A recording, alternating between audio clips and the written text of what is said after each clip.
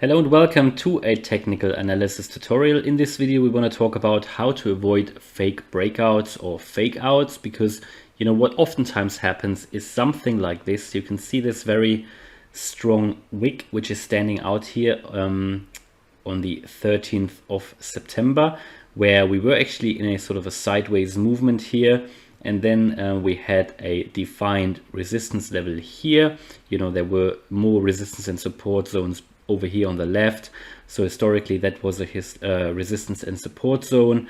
But yeah, you pretty much have a defined neckline of this structure. But you know, when you are trading in this time frame here on the hourly, and you see such a strong wick like that, or such a strong candle like that coming to the upside, and then you see it breaking out above that neckline or above that defined resistance zone, many traders will jump in. And that is one of the key problems, how you can actually get caught in a fake out, because this was essentially a fake out. As you can see, what happened was that the buyers pushed the price higher above this level, but the professional traders, they know what is happening. They know when these levels are broken and when something is quite obvious, like this level here, which was quite an obvious resistance level. When something is as obvious as that, then it oftentimes happens when that resistance line is broken, or a support line, if you take it the other way around, that a lot of amateur traders or just retail investors are jumping in, try to make a little bit of money, because they think, right, we've just broken that resistance line, so we must go higher, you know. But essentially what happens then, when the price is driven higher by the retail investors, they cash out, they drive the price lower again, throw a lot of the retail investors out of the market again.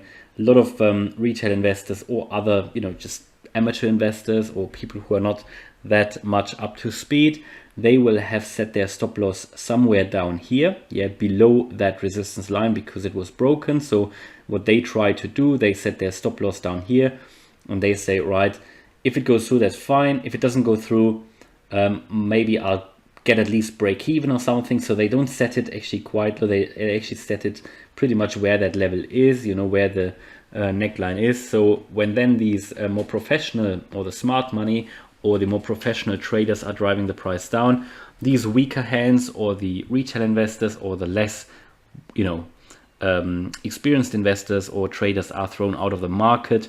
The price is really driven down again very, very hard. And that was essentially a fake out to the upside. So how do you avoid getting caught in these fake outs? I mean, you can see that the uptrend was starting then. It actually started then, but the breakout to the upside happened much, much later, or at least, you know, a few days later actually. But at that point, a lot of investors already lost money, right? Because they didn't understand how the market works. They jumped on the train, they jumped on the FOMO bandwagon, right? So how do you avoid that? Well, there's one very easy rule, very simple rule, and I want to talk about that. And please don't consider any of that financial advice. It's just my personal experience, and it doesn't always need to work, but by adhering to that small and very simple rule, you can actually avoid these issues very easily. So what happens, for example, we're on the hourly time frame. So if you do trades, one easy way to avoid that is, first of all, what you actually want to see is that the candle within whatever time frame you're trading in, that candle is actually closing below that line. You can see here on the hourly, that candle didn't close above that resistance line. So it actually closed below it.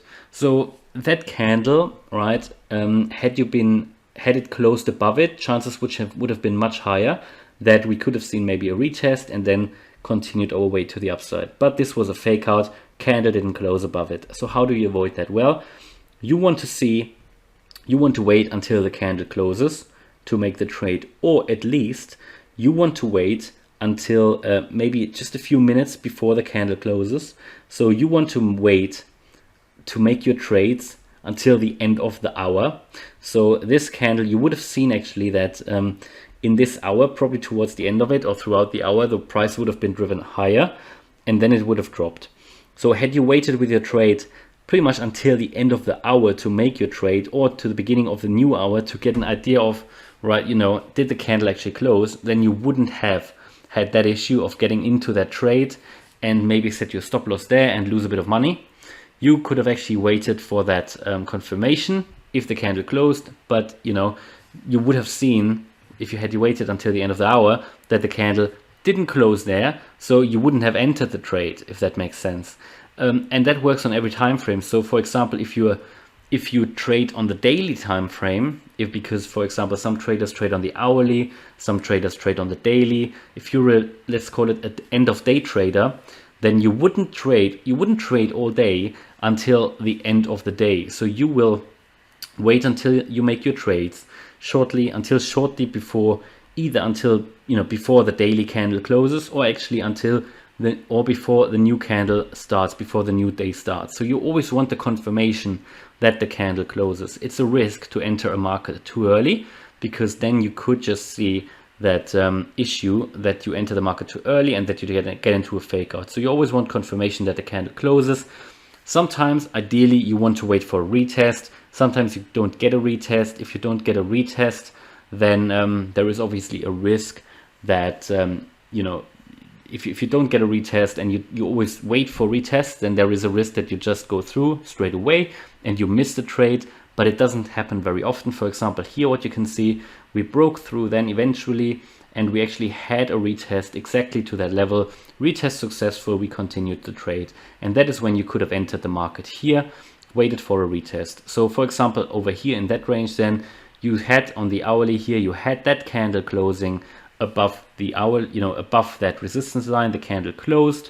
You know, you could have entered the trade here, or you could have waited for the retest here, which would have been fine as well. Then you could have entered and you would have made nice profit. Whereas here, because you entered too early, you would have been thrown out of a market because you just couldn't wait. You didn't show any patience. So that's always a risk.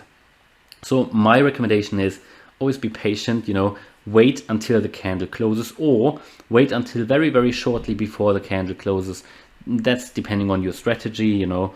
And also it depends on the time frame. If you are, let's say, if you trade various times during the day, then you may want to wait until the next candle has started. Or if you're a day, you know, if you maybe trade once per day, then on the daily time frame, then you may want to wait until the beginning of the new day, or just before actually the daily candles close, depending on which market. So that makes a bit of a difference as well.